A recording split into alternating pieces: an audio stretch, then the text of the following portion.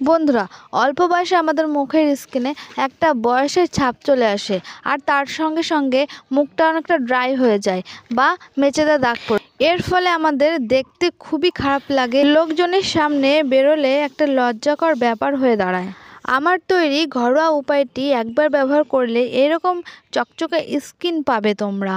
মুখের এই সমস্যাগুলো থেকে চিরতরে মুক্তি পাবে। তো দেরি কিসের, চলো বন্ধুরা ঘরোয়া উপায়টি কী কী দিয়ে তৈরি পুরোটাই তোমাদের সঙ্গে শেয়ার করব। Hello friend, welcome back to my channel Pallavi short blog. বন্ধুরা, আবারও একটা নতুন ভিডিওর সঙ্গে তোমাদের সবাইকে জানাই অনেক ভালো।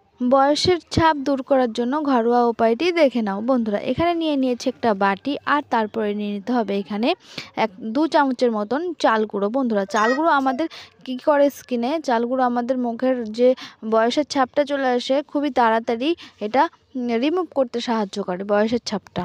আর তারপরে যেটা দিতে হবে সেটা হলো কফি পাউডার। বন্ধুরা, আমরা সোশ্যাল মিডিয়ায় ভাইরাল একটা কফি প্যাক আমরা দেখেছি যে কফি প্যাকের সঙ্গে আর কিছু রেমেডি মিশিয়ে স্কিনে লাগালে স্কিন ঝকঝকে পরিষ্কার হয়ে যাচ্ছে। তো বন্ধুরা, কফির ব্যবহার তো তোমরা সবাই জেনে থাকবে। তো এখানে আমি অ্যাড করে নেব কিছু পরিমাণে কফি পাউডার, তারপরে নিয়ে নেব।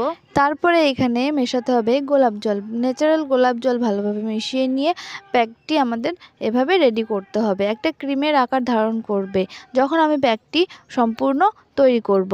তো বন্ধুরা, যতক্ষণ না এই রেমেডিগুলো ভালো করে মিশছে ততক্ষণ আমাদের এই প্যাকটা রেডি হবে না। ভালো করে মেশানোর পরে যখন একটা ক্রিমের আকার ধারণ করবে তখনই বুঝে নিতে হবে যে আমাদের এই প্যাকটা রেডি হয়ে গেছে।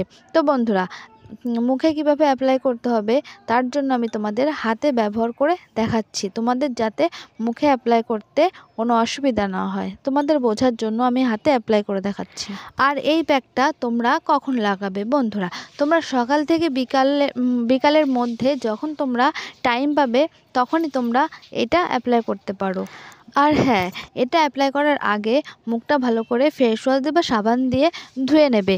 তারপরে বন্ধুরা, এই প্যাকটা লাগানোর পরে তারপরে একটা নর্মাল জল দিয়ে বা একটা ভেজা তোয়ালি দিয়ে ভালো করে মুখটা মুছে নেবে।